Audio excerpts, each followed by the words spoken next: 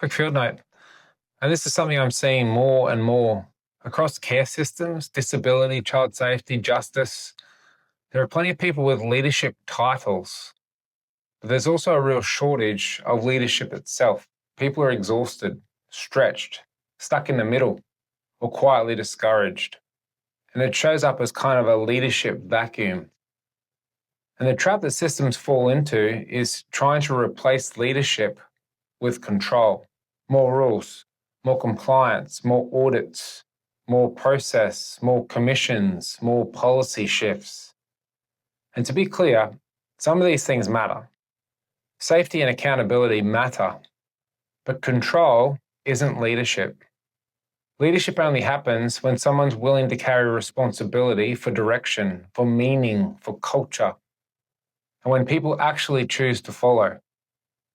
You don't get followers by demanding compliance. You earn followers by creating clarity, safety, and hope, especially when the work is hard. And what I've noticed is when leaders don't have capacity, or they don't want to lead, or they're trapped in the middle management with no room to move, the system defaults to control. And people on the ground feel it. So here's what I'm learning. We keep acting like the solution will be government-led. But governments change, ministers change, priorities change, and the system swings again. So if it can't ultimately be government-led, who will lead? And I think a lot of the leadership that we're waiting for won't come from the usual places. Real leaders often come from unlikely places. People who've lived the gaps, who know the cost, and who refuse to accept that the current way is the only way. One of the greatest emerging leaders that I know is someone who's graduated from care. They've got a warrior spirit, a story to tell, and a tenacity for change. They don't lead from a title. They lead from conviction, from courage, and live truth. And it makes me ask, maybe the next wave of leadership isn't about who gets appointed. It's about who steps forward.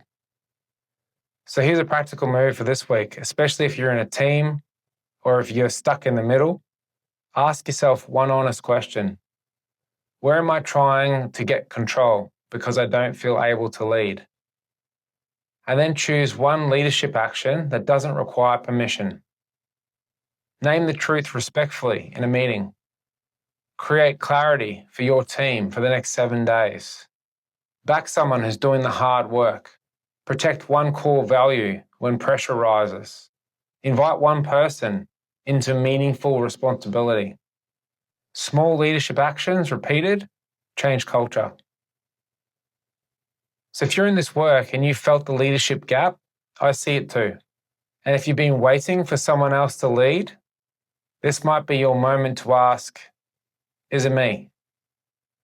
I'll keep sharing field notes like this as I learn and build, because we need leaders now more than ever if we're going to hold hope and keep bringing healing. Thanks for being here.